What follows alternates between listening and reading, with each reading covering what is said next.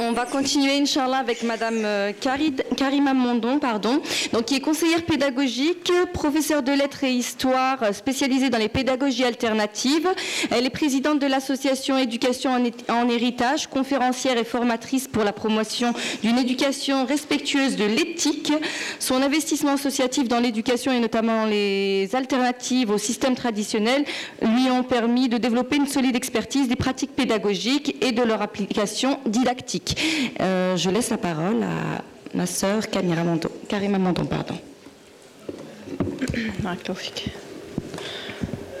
Bismillahirrahmanirrahim. Assalamu alaikum wa rahmatullahi wa barakatuh.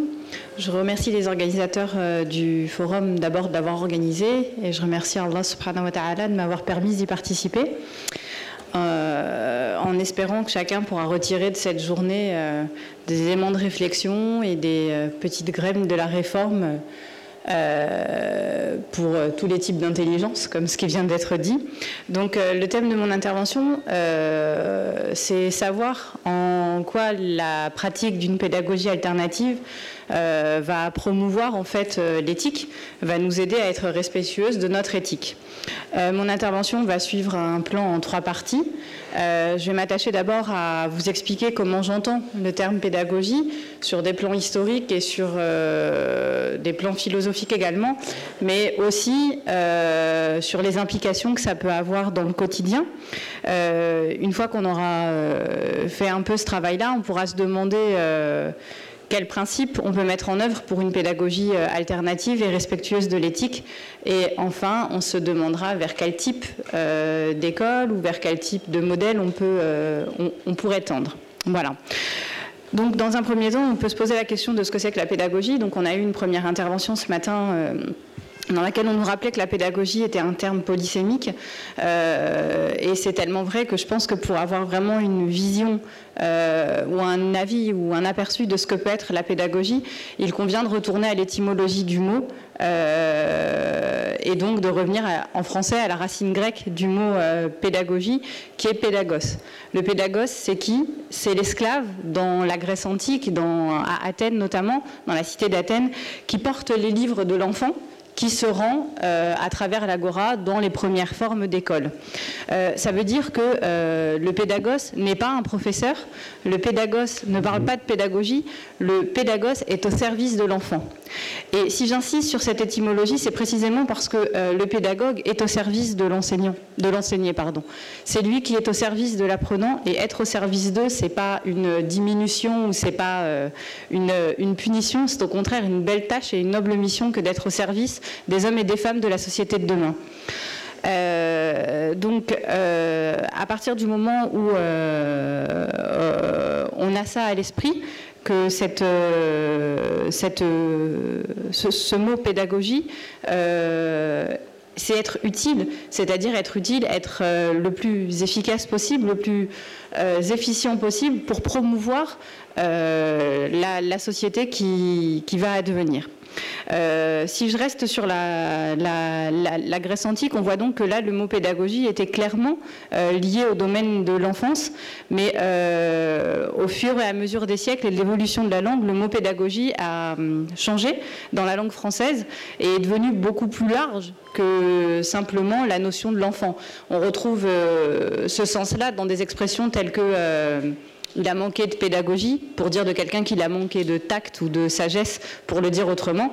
Et ça veut dire qu'on voit bien que dans la posture d'être au service d'eux, il y a aussi une nécessité d'être dans le respect d'eux, et non pas dans la coercition, non pas dans l'obligation à me suivre. Si je reste esclave de l'apprenant, ça veut dire que je ne peux pas lui imposer mon désir, et c'est cette notion de désir sur laquelle on reviendra ultérieurement. Donc, au départ de cette pensée-là, il y a savoir comment on va fournir une instruction et non pas une éducation. Il faut bien différencier les deux éléments. L'instruction et l'éducation, c'est des éléments différents, et souvent on demande à l'école d'éduquer. L'école, elle instruit en fait. Elle peut éduquer à la marge, mais ce n'est pas son œuvre principale, et c'est en lui demandant de tout porter qu'on empêche l'école en fait de réaliser le but premier de sa fonction première. Donc progressivement, comme on vous l'a dit tout à l'heure, l'école dans le monde occidental va se massifier. On va envoyer de plus en plus de gens à l'école. Non pas, il ne faut pas se leurrer, hein, non pas parce qu'un matin en se levant, des dirigeants politiques se sont dit « Ah bah oui, ce serait bien que quand même on donne une instruction », simplement parce que la société s'est complexifiée et qu'on a eu besoin d'avoir des gens de plus en plus instruits. Donc, une fois qu'on sait tout ça, il va falloir se poser la question de cette pédagogie, de à quoi elle va servir et essayer de lui donner une définition. Je vais vous proposer, moi, ma définition de la pédagogie et voir quelles implications elle peut avoir dans nos quotidiens. Dans nos quotidiens de porteurs de projets d'école, dans nos quotidiens de décideurs politiques, dans nos quotidiens d'éducateurs, que ce soit parents, que ce soit dans un centre de loisirs, tous ceux qui se préoccupent des fruits qu'on est en train de poser pour la société en devenir, Inch'Allah. Donc la pédagogie, c'est une science complexe et qui est indissociable d'un processus actif en fait. Elle suppose un processus actif afin de donner des outils cognitifs, des outils pour apprendre à qui le souhaite. Et j'insiste sur à qui le souhaite, parce que la pédagogie, elle suppose une volonté de celui à qui j'apprends d'apprendre.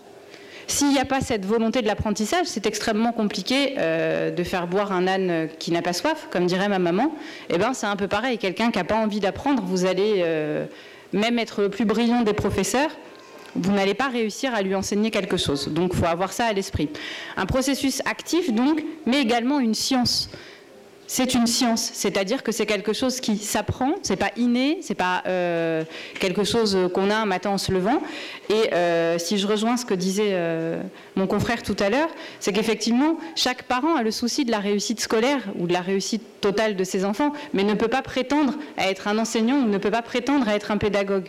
Et je dirais qu'il faut que chacun occupe la fonction qui lui revient et ne pense pas, parce qu'il a mis un enfant au monde, ce qui est un grand travail et un large travail, peut prétendre à définir tous les champs de son éducation ou de son instruction parce qu'il aurait le privilège de lui avoir donné vie. Donc il faut distinguer dans la pédagogie ce qu'on appelle la didactique. La pédagogie sont des principes centraux en termes de posture de l'adulte, en termes d'exploitation de l'espace, de cadre et de repères. Et la didactique est une branche de la pédagogie appliquée à un champ disciplinaire.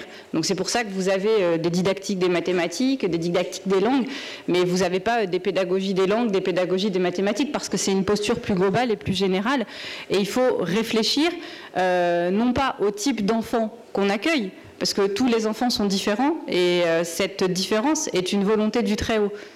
Si Allah l'avait voulu, on serait tous semblables. Donc la différence, c'est une nécessité. Le travail d'une école ne peut pas être de rendre des enfants tous semblables, parce que ce n'est pas l'objectif d'une société. On ne peut pas vivre avec que des avocats, on ne peut pas vivre avec que des médecins, et on ne peut pas vivre avec que des ingénieurs, etc. On a besoin des compétences de chacun et de chacune, et donc le travail du pédagogue, c'est de faire advenir les possibilités de chacun à l'intérieur de son espace classe, ou à l'intérieur de la forme de travail qu'il a choisi.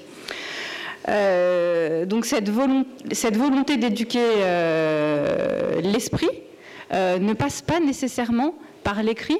On est dans une culture de l'écriture, dans une culture de la maîtrise de l'écrit, la rhétorique, etc. Il faut se souvenir que dans nos modèles, comme dans les sources des philosophies occidentales, par exemple, des grands hommes, au premier rang desquels le prophète Ali Satt wassalam, n'ont jamais rien écrit, sans pour autant que leurs messages n'ont pas eu cette maîtrise-là. Ce que je veux dire, c'est que ça ne veut pas dire qu'il ne faut pas apprendre à lire et à écrire aux enfants, mais ce que je veux dire, c'est qu'il faut enlever cette barrière-là, de se dire que c'est uniquement par ce biais-là qu'on va permettre aux enfants d'acquérir une intelligence ou d'être utiles à la société dans laquelle ils vivent. Il faut leur apprendre à apprendre et développer chez l'enfant le besoin, la nécessité, préserver en tout cas ce besoin et cette nécessité du désir d'apprendre. Du coup, qu'ont à dire nos sources scripturaires sur ces pratiques pédagogiques-là? Qu'est-ce que c'est que la pédagogie si on veut appliquer notre éthique de musulman, notre éthique islamique, au concept de pédagogie? L'islam est une religion révélée, je ne vous apprends rien, mais elle est intrinsèquement une école de pédagogie. c'est-à-dire que les conditions de la révélation, la descente même des versets coraniques sont déjà en elles-mêmes une école de pédagogie, et nous devons refaire la lecture à l'aune de cette pensée-là de nos sources.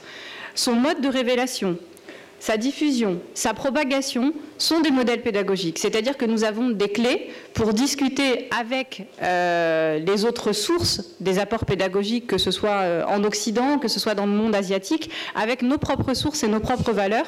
Et si on fait ce travail-là, on s'aperçoit que nous avons en partage un certain nombre de valeurs et que nous pouvons tisser une éthique commune pour tous ceux qui s'engagent au développement d'une pédagogie et d'une pratique respectueuse de l'éthique et donc respectueuse des enfants. Un des principes forts en pédagogie est la nécessité pour les enfants que nous accueillons d'avoir des modèles. C'est un des principes forts en islam également, puisque l'ensemble des croyants a pour modèle le prophète Ali Satou Wassalam et trouve dans sa pratique, trouve dans sa vie des sources d'inspiration pour modeler ses propres apprentissages et pour avancer, pour cheminer au sein de son destin. Par essence, je veux dire, la pédagogie est une science islamique, au sens où elle n'est certes sûrement pas enseignée dans les cursus de sciences islamiques, mais de fait, elle est l'essence même de l'islam, puisque pour transmettre un message, il est nécessaire d'avoir des méthodes et des outils de compréhension pour s'adapter au public qui est en train de nous écouter. Il convient donc aux croyants de se préoccuper de ces questions-là et d'offrir avec nos valeurs, avec nos sources, l'islam comme miséricorde pour l'univers à travers des pratiques pédagogiques respectueuses. Il est important en fait de comprendre qu'en islam, la recherche active, les pédagogies actives sont au cœur même du message prophétique. Pourquoi ? Parce que la science, nous dit le prophète alayhi salatu wassalam, et la sagesse sont l'objet perdu du croyant. Et il n'a de cesse que d'aller les quérir, que d'aller les chercher pour les faire siens, où qu'ils se trouvent. Ça veut dire que si on suit nos sources et ce que Allah veut nous donner à travers ce message, le processus actif, celui qui cherche, c'est l'enfant. Je ne dois pas donner tout prêt à celui qui veut apprendre ce qu'il va y trouver, parce qu'il n'apprendra rien. La recherche est en soi un facteur d'apprentissage, un modèle d'apprentissage. Donc, nous savons, nous, à l'égard de nos sources scripturaires, que toute méthode qui vise à amener l'enfant à se positionner en tant qu'acteur, constructeur, bâtisseur de son savoir, est islamique. C'est-à-dire qu'on peut aller converser avec ces méthodes-là parce qu'elles nous parlent de nos valeurs et qu'elles nous parlent de qui nous sommes. Donc voilà, dans un premier temps, ce que je voulais vous dire par rapport à ce que c'était que la pédagogie, quelles interactions elle pouvait avoir avec nos sources scripturaires. Une fois qu'on a défini ça, en quoi une pédagogie alternative et respectueuse de l'éthique, quels vont en être les principes. Pour débuter cette partie-là de mon intervention, j'emprunterai à Confucius une maxime qui est la suivante. Lorsqu'un homme a faim, apprends-lui à pêcher et ne lui donne pas du poisson. Qu'est-ce que Confucius veut nous dire à travers ça ? Si je donne à quelqu'un qui a faim sa nourriture, je l'oblige à passer par moi pour pouvoir se nourrir. C'est-à-dire que je le rends dépendant. Je le rends dépendant et je ne le rends pas indépendant et autonome et donc capable de produire à son tour une utilité et de faire sens dans la société dans laquelle il vit. Si moi, en tant que pédagogue, je veux apprendre à pêcher à ceux qui me sont confiés, qu'est-ce que je vais faire ? Eh bien, ce que je vais faire, c'est que je vais les mettre dans des situations d'apprentissage, dans des situations de construction du savoir, dans lesquelles ils vont eux-mêmes découvrir les modalités qui les conduisent au savoir. En tant que professeur dans ma classe, je ne suis pas la seule clé d'accès au savoir. Je vais dire les 3/4 de sa classe, parce que je vais être gentil, mais il va perdre l'ensemble de ses élèves. Parce que, d'abord parce que ce n'est pas vrai, il lui propose un modèle qui est faux, et l'enfant fera l'expérience que c'est faux. Quelle crédibilité je peux accorder à un adulte qui ne me dit pas la vérité ? Aucune. La valeur modélisante d'un enseignant, la valeur en fait d'exemplarité dans son comportement est essentielle et centrale. Donc, ce que Confucius nous dit, et à travers ça la pédagogie, c'est ça, c'est-à-dire donner la capacité, non pas des savoirs savants, parce qu'aujourd'hui, comme Google est l'ami de tout le monde, si je veux savoir quelle est la valeur de pi, il me suffit de pianoter sur mon Internet pour savoir quelle est la valeur de pi, quelles sont les dates de la bataille de Waterloo, 1515 Marignan, etc., etc. Ce type de savoir-là, ce savoir de la mémorisation, de la répétition, ne sont d'aucune utilité dans le monde dans lequel nous vivons aujourd'hui. Ça n'a pas de sens de n'apprendre que ça aux enfants. Par contre, savoir qu'est-ce que je peux produire comme machine pour demain avec pi, et en quoi pi, ou la valeur de pi, va m'ouvrir à un autre monde, à une autre façon de procéder et d'être utile et actif,